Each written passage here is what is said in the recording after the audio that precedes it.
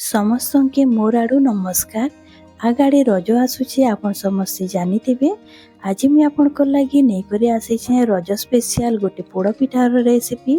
ତ ଆପଣ ତ ସମସ୍ତେ ବନାଉଥିବେ ରଜରେ ପୋଡ଼ପିଠା, ଥରେ ମୋ ଷ୍ଟାଇଲରେ ବନେଇ ଦେଖିବେ, ବହୁତ ଟେଷ୍ଟି ଆଉ ବହୁତ ଇଜି ତରିକାରେ ମୁଁ ଆଜି ବତାବି। ଯିଏ ରୋଷେଇ ବି ନି ଜାନି ସେ ବି ଏ ପୋଡ଼ପିଠା के बनै पारबा बहुत आसान तरीकारे बिना जंती करी पोड़पिठाटा बहुत स्वादिष्ट बनसी।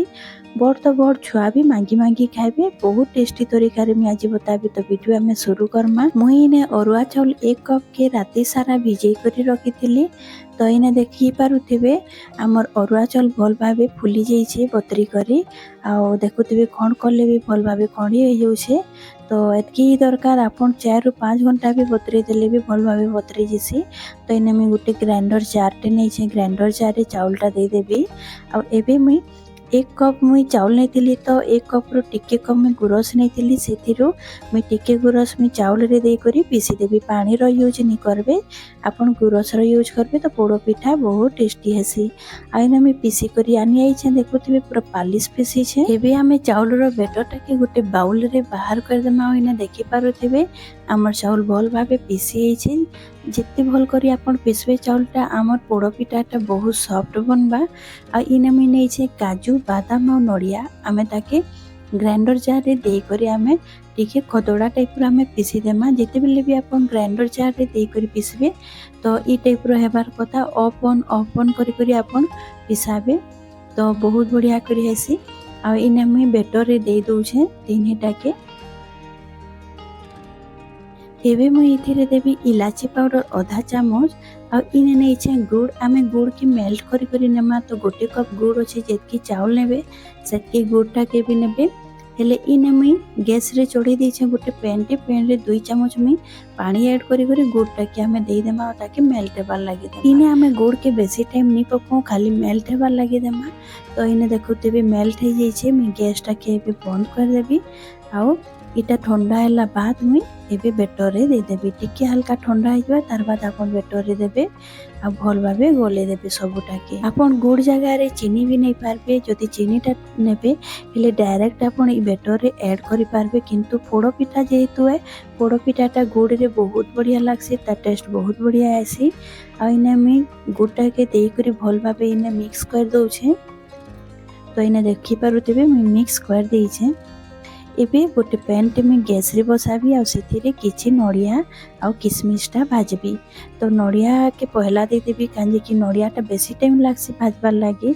तो नड़िया जेते बेले भल भाबे भाजी जेबा तार बाद हमें किसमिसटा के देमा। इने नड़िया हमर भल भाबे भाजी हेइ गलानो। एबे हमें किसमिसटा के दे देमा आ ताके भाजी देमा। किछि सेकेंड लागि भाजबे, किसमिसटा के बेसी टाइम नी भाजबे। आ इने हमर नड़िया और किसमिस दुईटा भल भाबे भाजी गला न। मैं एबे गोटे प्लेट रे बाहर कर देबी, गैसटा के बंद कर देबी। आ इने गोटे कढ़ईटे नहीं छे जिंतिरे आमे पोड़ो पिठाटा बनामा।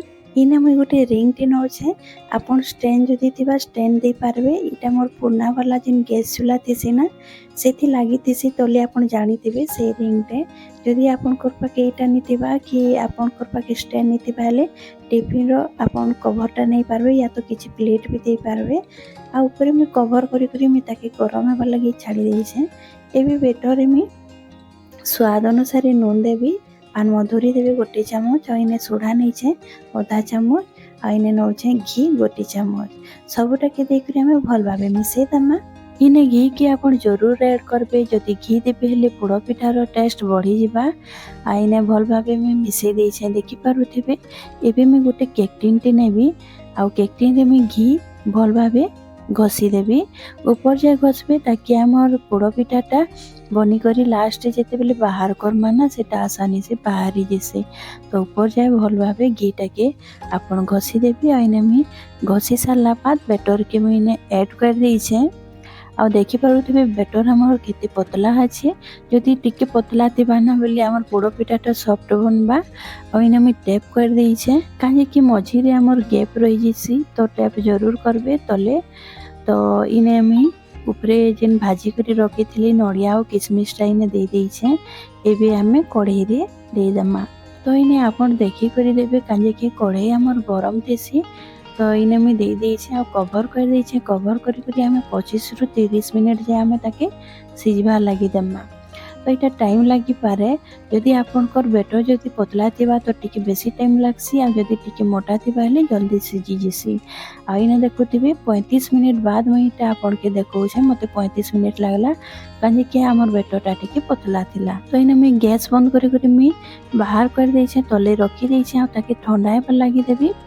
आइने पूरा पूरी ठंडा हो जाइए देखुथिबे केते सॉफ्ट बनिছে हमर पोड़ पिठा आ तार कलर भी देखि पारुथिबे केते सुंदर आसीছে। एबे ठंडा होला बाद में छुरी रे साइड टाके छोड़े देबी ताकि हमर पोड़ पिठाटा आसानी से प्लेट रे बाहरी जिबा।